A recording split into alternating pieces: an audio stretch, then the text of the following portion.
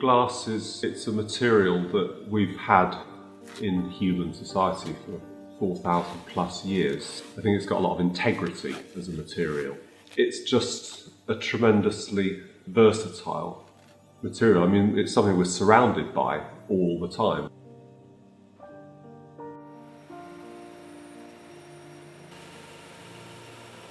As a material to actually take note of and start to work with, it's really interesting. It's great because you can approach it in so many ways, because it melts, and so you can cast it and you can blow it and you can stretch it, and you can form it in so many ways. And then you can also work it cold, so it's like, as well as being able to melt it, you can work it as if it was stone. But it's also very unforgiving. If you make a false move, you'll crack it or break it, and then you can't fix it. So there's a kind of tension always around working with it. It's such a ubiquitous material that surrounds us all our lives, and most people know really very little about it.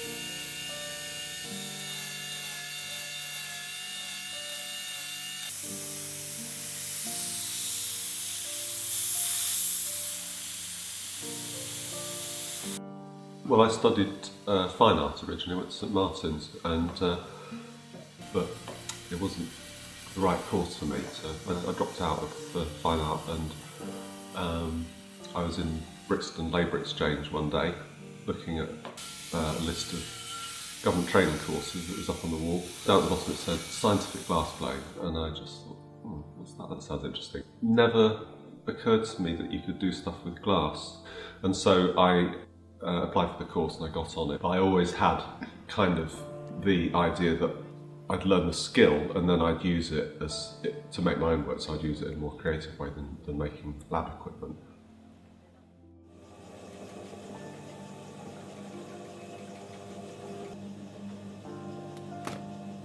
I fairly quickly decided that I wanted to work with casting rather than hot glass. I kind of honed in on certain qualities of the technique. It enables you to work on the interior space of the glass as well as the outer form. I started experimenting with veiling, which is a kind of smoky effect. It's a product of how the glass flows when it's liquid, and it's basically telling the story. It's showing how the glass behaved when it was molten and it flowed into that particular form. That's a quality that I've been interested in ever since, really, and I think it's one of the great things about glass, that because it's a transparent material, you've got both the possibility of working with the outer form, you've also got interior space. It's really got another dimension compared to other materials, I feel.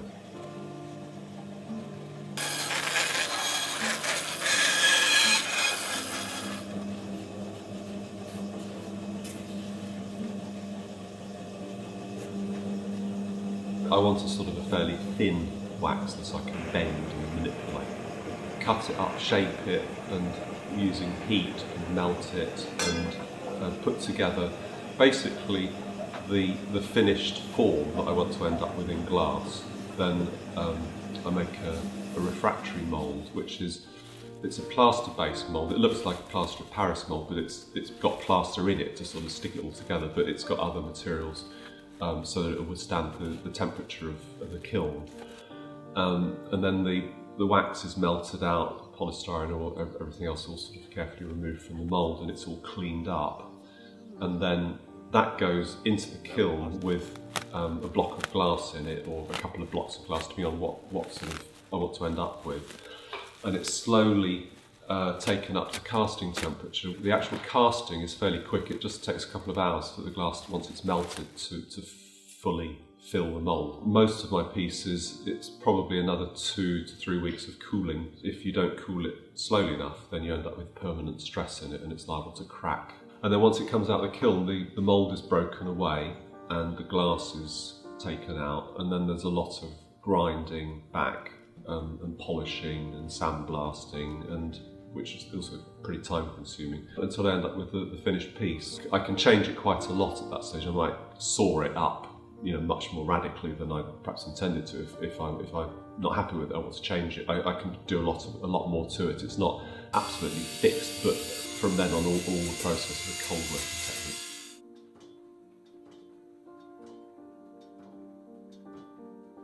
What I realised was that you can get total internal refraction. If the light reflects off the inner surface, a polished surface of glass at a certain angle, it bounces back, so it acts like a mirror.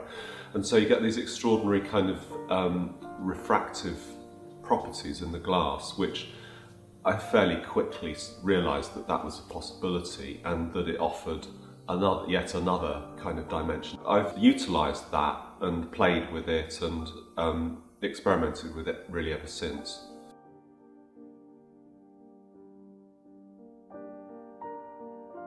Over the years I've had a lot of different assistants working for me, and I've had some really, really great people actually who've gone on to be most successful names in British glass. So I'm very feel very proud of that, and I'd say it's been very important to me. For the last 8 years I've had Karen Browning. I hand over a lot of the mould making, the sort of more kind of technical aspect of making the pieces to her.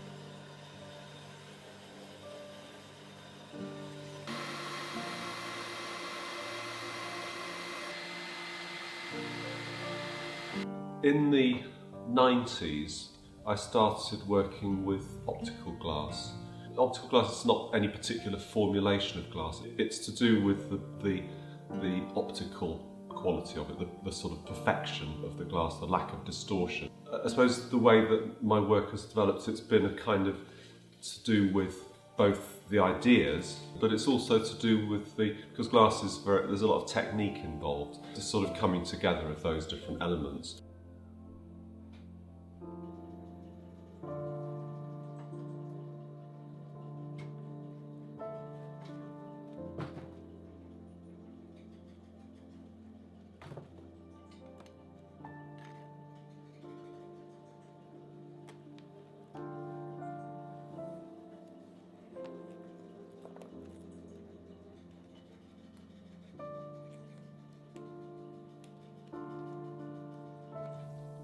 I'm really following my own train of thought. It gradually evolves, and then sometimes a big shift, like when I started doing the colour saturation work, which are these very intensely coloured red pieces. I took a few months off about 3 years ago. I went on a sailing trip to the Azores and so I had a lot of time to myself, sort of headspace that I don't normally get in my day-to-day life because I'm really busy all the time.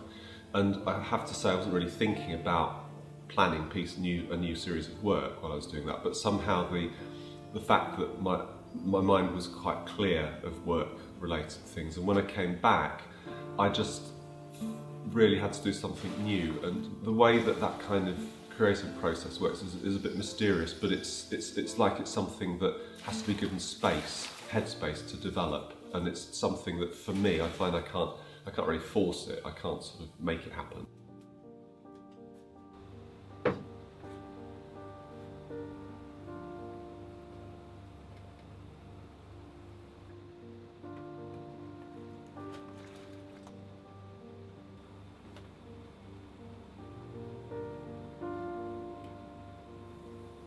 I was kind of looking for a new source of ideas, of actual forms to work on. I had a grant from the Arts Council as well for a sort of research grant to explore new directions, which was great.